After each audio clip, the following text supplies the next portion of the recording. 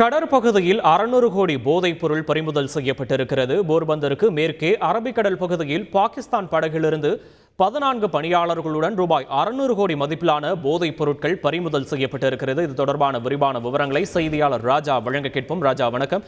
இந்த போதைப் பொருள் பறிமுதல் தொடர்பான முழுமையான விவரங்களை பதிவு பண்ணுங்க ராஜா. கடலோர காவல்படை கடலில் உளவுத்துறை அடிப்படையில் போதைப் பொருள் எதிர்ப்பு நடவடிக்கை மேற்கொண்டது. அதில் போர்பந்தருக்கு மேற்கே அரபிக்கடல் பகுதியில் பாகிஸ்தான் படகிலிருந்து 86 கிலோ போதைப் பொருள் கைப்பற்றப்பட்டு இருக்கிறது. இதன் மதிப்பு 600 கோடி ரூபாய் என கூறப்படுகிறது. இந்திய கடலோர காவல்படை, அதேபோல் பயங்கரவாத தடுப்பு பிரிவு, போதைப் பொருள் தடுப்பு பிரிவு ஒருங்கிணைந்து இந்த கூட்டு முயற்சியில் வெற்றிகரமாக இந்த நடவடிக்கையை மேற்கொண்டிருக்கிறார்கள்.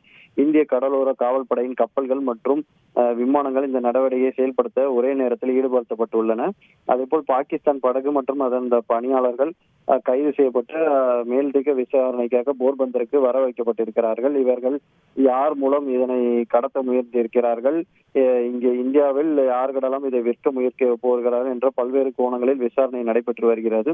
கடந்த 3 ஆண்டுகளில் இதுபோல் 11 வெற்றிகரமான நடவடிக்கையை இந்திய கடலோர காவல்படை வெற்றிகரமாக செயல்படுத்தியதாக தெரிவிக்கப்பட்டிருக்கிறது.